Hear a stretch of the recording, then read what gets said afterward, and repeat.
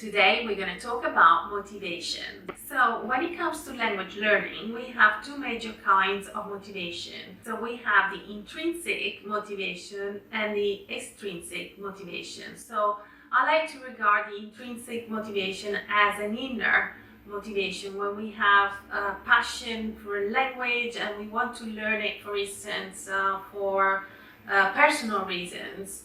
Whilst the extrinsic motivation is when we actually have external goals that we need to achieve.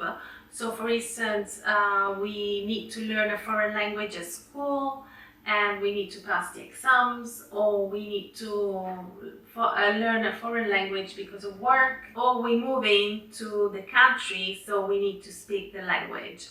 I did experience both motivations myself because I came to the UK in '95 and had an intermediate level of English, but it was still broken.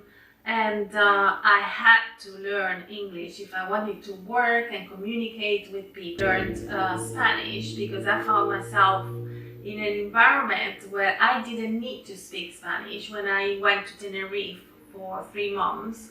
And I could easily get by just speaking English because the town, it was really touristy. But then I came across this person, a security guard at work, who didn't speak a word of English. So he started talking to me in Spanish, and I was really intrigued by the language, and I started wanting to know more. And I started speaking it, so I ended up studying a Spanish degree at Kingston University. But even when we have an extrinsic motivation, we can still enjoy the learning.